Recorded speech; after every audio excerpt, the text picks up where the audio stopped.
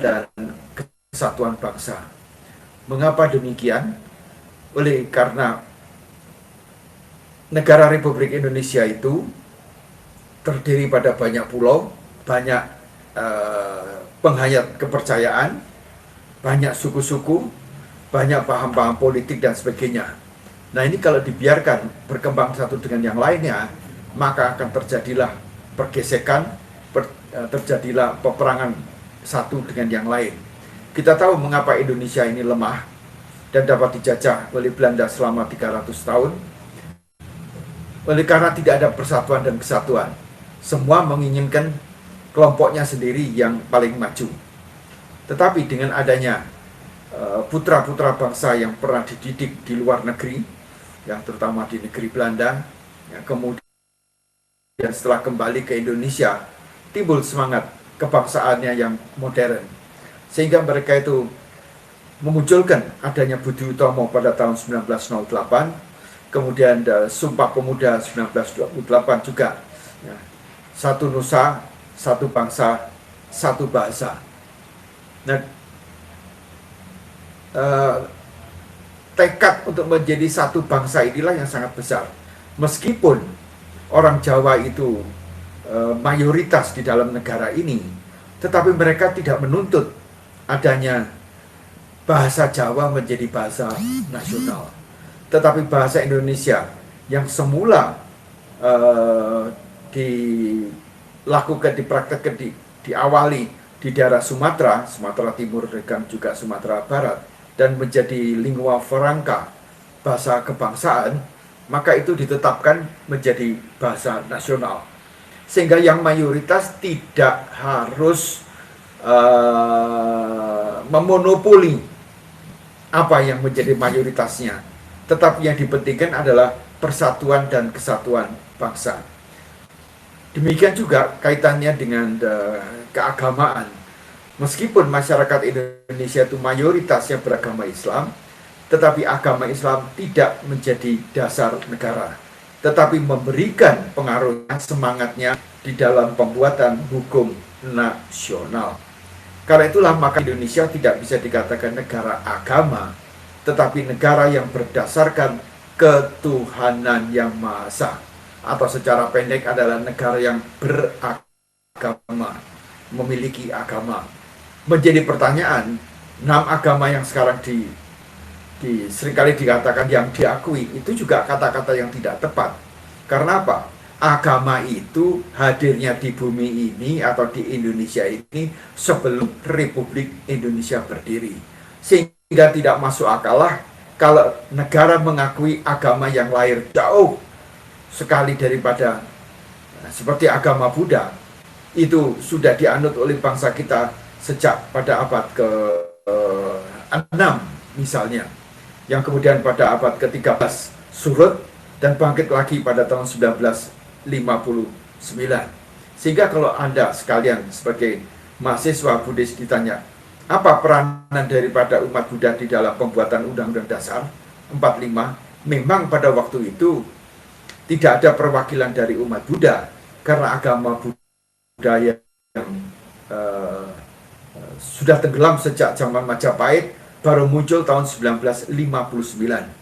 Tetapi ada perwakilan kaum Tionghoa di dalam persidangan itu yang memberikan kontribusinya juga. Jadi di sini tidak hanya mengenai perwakilan dari agama-agama, tetapi juga perwakilan dari kelompok-kelompok suku, ras, ya, kaum keturunan Arab, kemudian keturunan Tionghoa dan sebagainya begitu. Sangat besar sekali. Nah, saudara sekalian, bahwa Pancasila ini yang harus kita pegang teguh. Dan dari waktu ke waktu selalu ada goncangan-goncangan ingin mengubah Pancasila dan dihadapkan dengan agama. Sesungguhnya nilai-nilai agama itu sendiri sudah masuk di dalam jiwa daripada Pancasila itu sendiri. Tetapi Pancasila bukan agama. Tidak dikeramatkan sebagai agama, tetapi dilaksanakan sebagai bagian daripada kehidupan ini yang terwujud di dalam perilaku kita. Nah, saudara-saudara mahasiswa STAB Ketara Jasa, yang ada pada saat ini adalah pencerminan daripada Indonesia mini.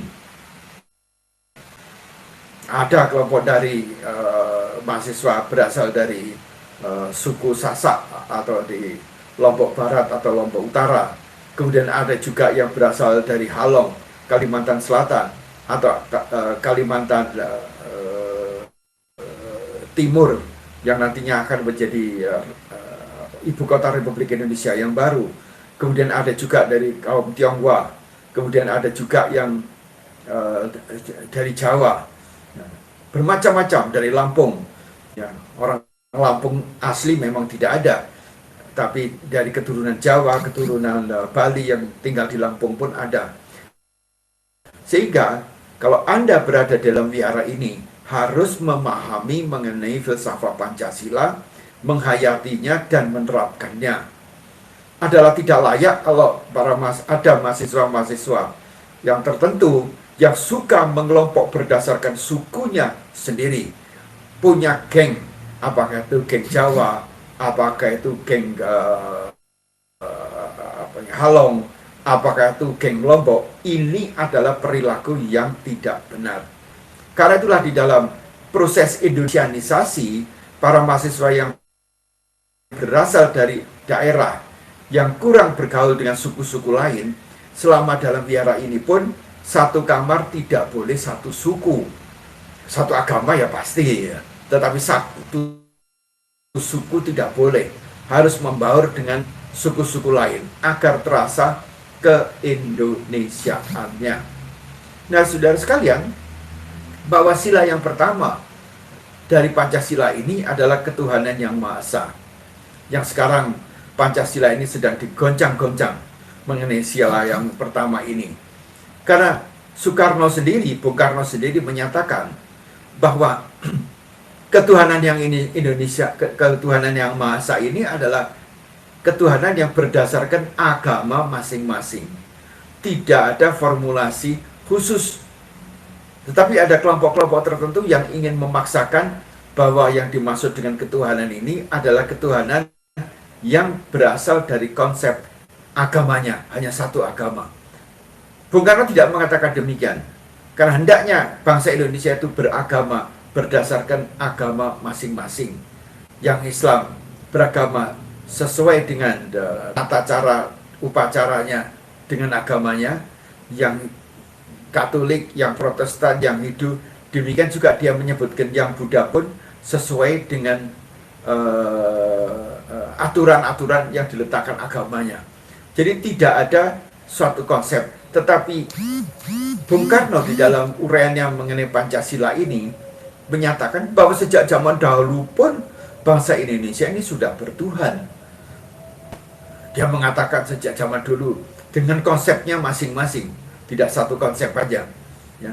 Mengenal adanya sesuatu kekuatan yang di luar dirinya yang sangat menentukan perputaran daripada dunia dan juga umat manusia ini.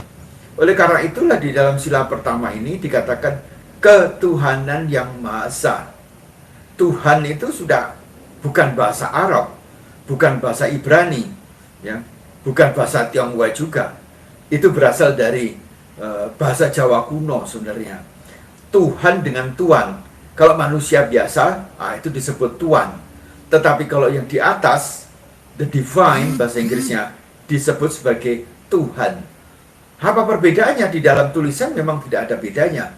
Karena di dalam bahasa Jawa sekarang maupun kuno, endro dengan hendro itu sama.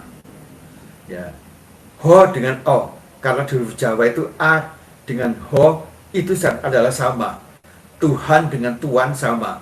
Tapi untuk membedakan, nah ini adalah berbeda. Kalau Tuan adalah untuk manusia biasa, artinya yang dihormati, yang dimuliakan, yang disanjung. Tetapi kalau Tuhan, nah ini juga masih ada dua alfabet lagi. Kalau Tuhan T besar itu adalah betul-betul adalah yang paling tinggi. Kalau Tuhan itu T kecil itu adalah yang disebut sebagai dewa-dewa dan sebagainya begitu. Nah, Jadi bukan dari bahasa Arab ataupun bukan bahasa Tionghoa dan bukan dari bahasa Sanskerta, dari Jawa kuno. Tuhan. Dan Tuhan itu dengan ketuhanan yang kita dasarkan adalah ketuhanan yang mempunyai sifat. Kemudian ada kata hyang. Itu pun dari Sanskerta, dari parahyangan. Itu dari Pasundan itu. Parahyangan, dangyang. Bahasa Jawa artinya danyang. Artinya apa? Yang dihormati. Kemudian yang kedua, maha, itu pun Sanskerta. Artinya adalah yang tertinggi, seperti Anda mahasiswa. Kalau di atasnya mahasiswa ada maha guru. Ya, itu maha.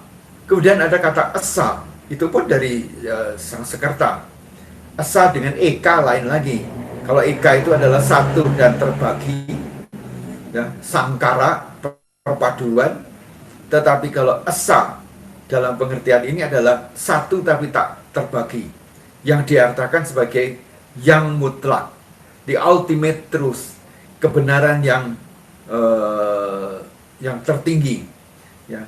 Ini adalah konsep daripada ketuhanan yang Maha Esa, tidak bisa diklaim menggunakan. Sampai hari ini tidak ada suatu definisi. Tapi yang penting adalah bahwa kita itu memahami agama masing-masing, menerapkan agama itu masing-masing untuk kesejahteraan dan kebahagiaan orang banyak. Bukan memaksakan satu agama ke agama lain.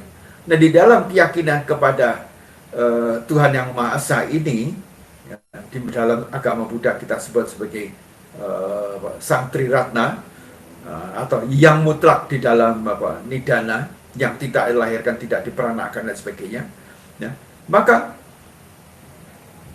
hidup secara bertoleransi itu sangat penting sekali.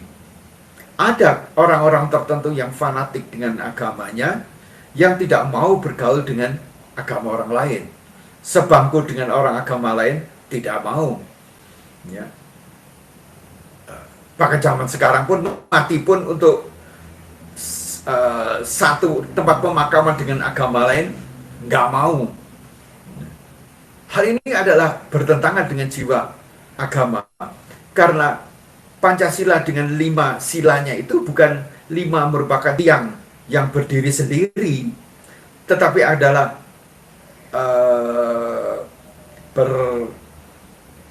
bercampur atau berisi dengan elemen-elemen daripada sila-sila yang lain. Agamanya itu hendaknya juga berisi dengan sila yang kedua, yaitu apa? Kemanusiaan yang adil dan beradab. Kemanusiaan, humanity. Ya, nah ini sangat besar sekali. Jadi janganlah kita itu menganut agama kita dan menerapkan agama kita, tapi kemudian melupakan sila yang kedua, yaitu kemanusiaan. Kita harus bersikap adil kepada sesama umat manusia.